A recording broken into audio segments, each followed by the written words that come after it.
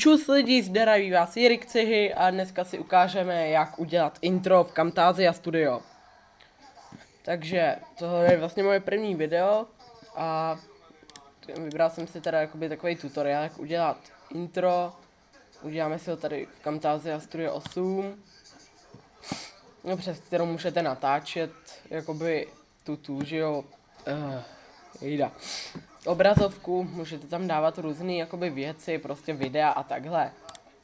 A já udělám fakt hrozně jednoduchý intro, který se dá úplně v pohodě nějak to. Takže třeba tady máte jakoby, že jo, jak tady máte, tady se vám to tak ukáže jakoby, tak dáte library a tady máte jakoby nějakou muziku, kde můžete je použít třeba do intra a takhle. A tady máte potom jakoby všechny ty, no prostě ty pozadí.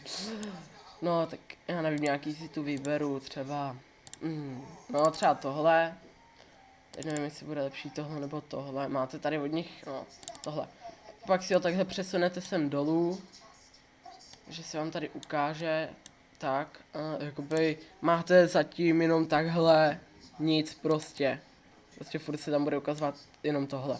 Já si to teda zkrátím, tady si to takhle zkrátíte třeba na kolik chcete, třeba na nějakých 6 sekund.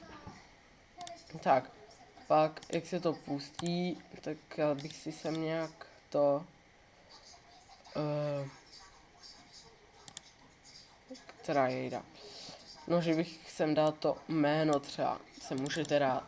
Takže na to dvakrát kliknete, můžete si tu vybrat, že chcete zvýrazňovat, to je takový blbý, dám si sem prostě jméno, že jo. Tak. Hop a napíšu sem Jirik Cihy. Tak, můžu si tady vybrat barvu. Takhle označím a vyberu třeba barvu. Tak. Pak třeba tady můžete různý že třeba takhle, aby se vám to prostě jakoby líbilo, tak vyberte takhle nějaký různě a ještě si můžete nějak vybrat jakoby, aby se aby to bylo nějak divně nakloněný, já nevím, podtrhnout. Tady můžete nějaký efekty, třeba takhle, no to třeba mě se líbí, takže já to takhle nechám. A ještě jak to takhle budete mít puštěný, tak se to takhle zobrazí, ale ještě by do toho byl docela super nějaký ten zvuk, že jo. Takže do toho ještě hodíme, tak tady máte ty všechny pozadí, to je to theme, a tady pak máte tu muziku. Já vůbec ji nebudu poslouchat, nějakou tam vyberu, tady máte takhle intro, jejda.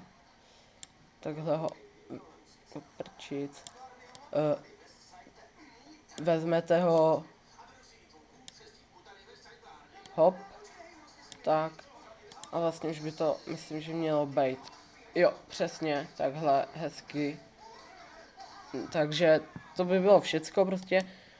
Je to fakt hrozně lehký, pak jako až to teda máte takhle dodělaný, tak dáte jenom file, produce and share.